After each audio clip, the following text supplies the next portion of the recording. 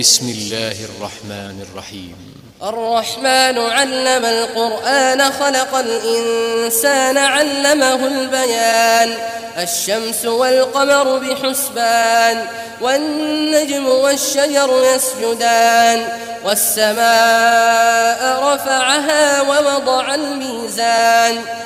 ألا تطغوا في الميزان وأقيموا الوزن بالقسط ولا تخسروا الميزان والأرض وضعها للأنام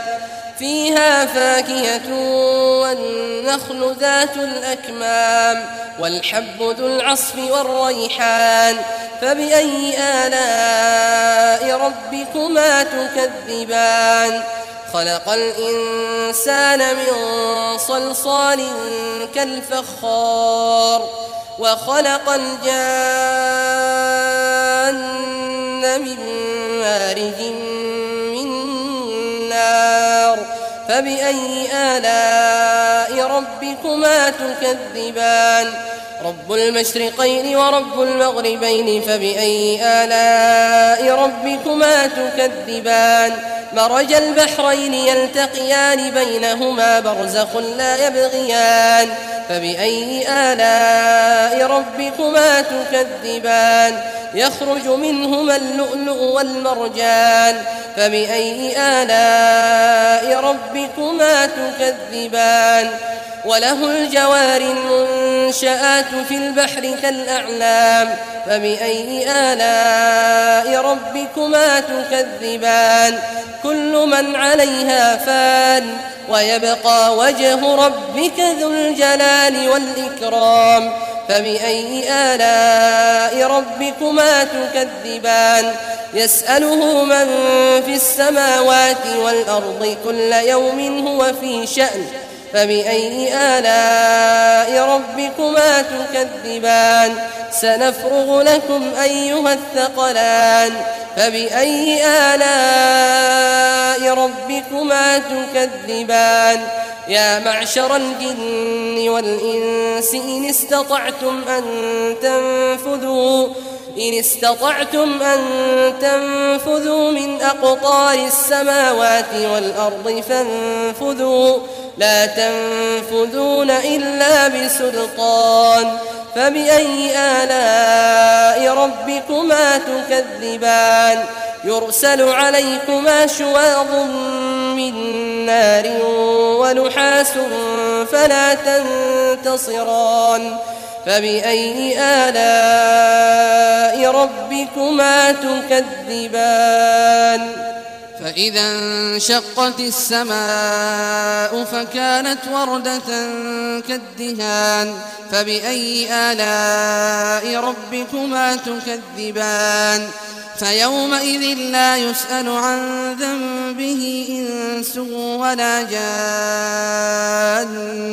فبأي آلاء ربكما تكذبان يعرف المجرمون بسيماهم فيؤخذ بالنواصي والأقدام فبأي آلاء ربكما تكذبان هذه جهنم التي يكذب بها المجرمون يطوفون بينها وبين حميم آن فبأي آلاء ربكما تكذبان ولمن خاف مقام ربه جنتان فبأي آلاء ربكما تكذبان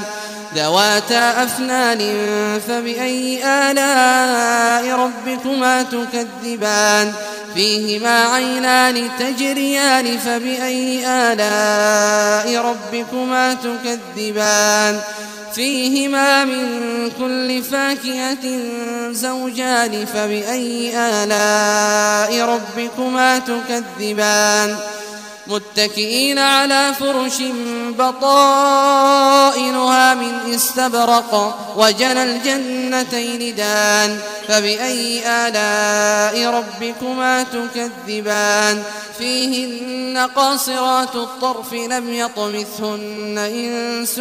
قبلهم ولا جان فبأي آلاء ربكما تكذبان كأنهن الياقوت والمرجان فبأي آلاء ربكما تكذبان